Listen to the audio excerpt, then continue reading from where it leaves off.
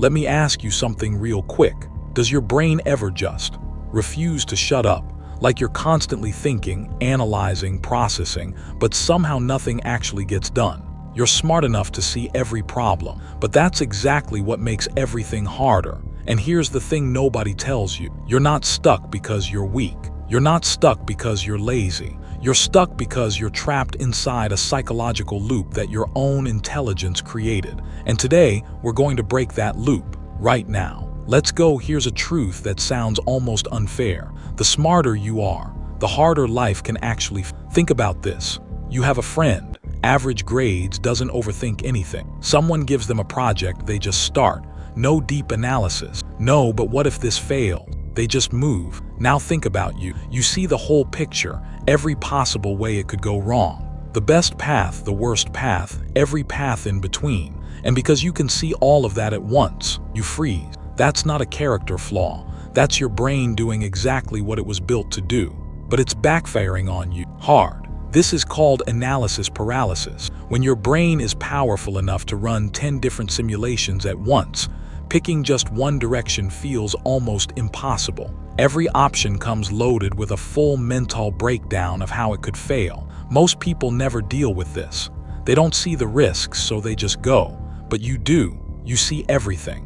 And right now, that visibility feels like a curse.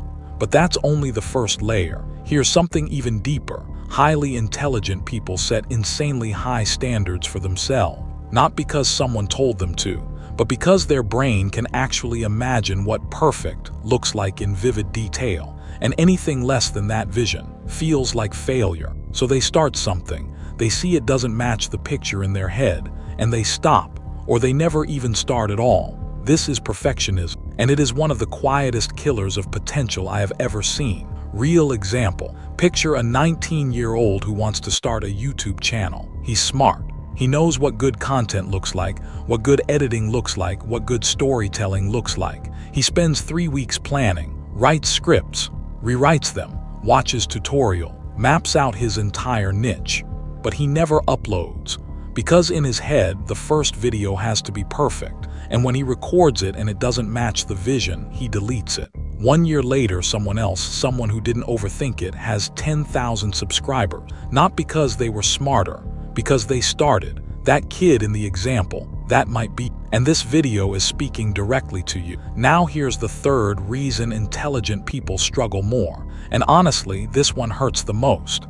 They feel things more deeply. Studies suggest that people with higher cognitive ability tend to show greater emotional sensitivity. They pick up on things others completely miss. They sense tension in a room before anyone says a word. They read between the lines. They replay conversations in their head at 2 a.m., searching for what they did wrong. And here's the important part. This emotional depth isn't a design flaw. It actually makes intelligent people capable of incredible empathy, creativity, and awareness. The problem isn't that they feel deeply. The problem is that most of them were never taught how to process those feelings without getting completely swallowed by them. Your sensitivity is not your weakness. It's an untrained superpower. But right now, at night when everyone else is asleep, your brain is still running, still processing, still worrying about things that haven't even happened yet. This isn't overthinking for no reason. This is a hyper-aware brain that was designed to detect problems. It just doesn't know when to clock out. And then there's the fourth thing, the one nobody openly admits. Intelligent people often seriously struggle with confidence.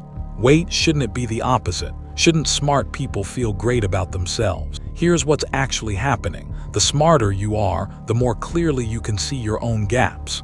You see where you fell short. You compare yourself to the best version of yourself that exists in your head, and you always come up short.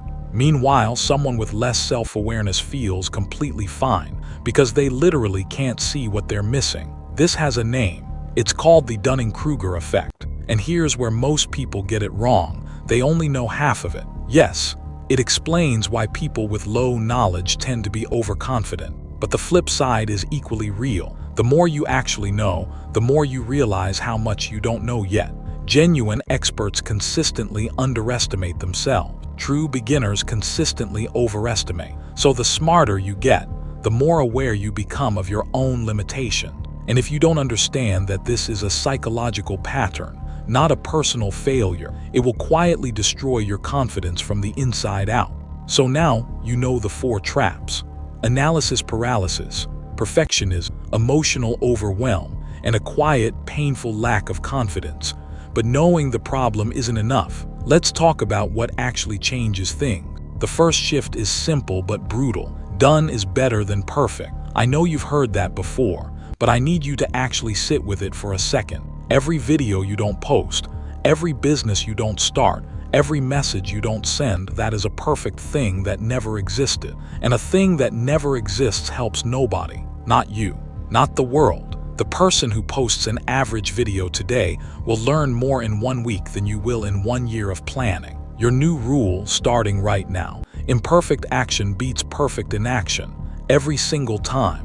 The second shift is about putting a leash on your thinking. Here's a real psychological technique called the 2-minute decision rule. When you have a decision to make, set a timer for 2 minutes.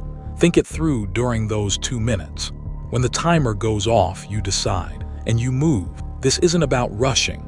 It's about time-boxing your thinking so your brain has a hard stop. See, without a boundary, a smart brain will keep looping forever. It will always find one more thing to analyze, one more angle to consider. The 2-minute rule forces a pattern interrupt. It tells your brain, thinking time is over, action time starts now. And here's the wild part. The decision you make in 2 minutes is almost always just as good as the one you'd make after 2 weeks of overthinking. The third shift is about changing your relationship with feeling. Your sensitivity is not your enemy. The problem is you haven't learned to process your emotions without getting stuck inside them. Try this. Next time you feel overwhelmed, don't fight the feeling. Just name it. Say out loud or in your head, "I feel anxious because I care about this." Or, "I feel stuck because I want this to be good." When you name an emotion, it loses its grip on you. You go from being inside the feeling to observing it from the outside. You stop being controlled by it. That small shift, from being in the emotion to watching it, changes everything. This is called emotional labeling, and psychologists actually back this one up. It activates the prefrontal cortex and calms the stress response. In plain English, naming your feelings literally quiets your brain down. The fourth shift is the most important one, and it's about confidence. Stop comparing your insides to other people's outside. When you scroll through social media, you're watching a highlight reel. You're comparing your internal doubts, your fears, your worst days to someone else's best moment. That comparison is not real, and it is slowly wearing you down. Here's what's actually true. Every person you admire has that same internal voice telling them they're not enough. The difference is they act anyway. And this is the big one. Confidence is not something you build before you start. Confidence is something you build by starting.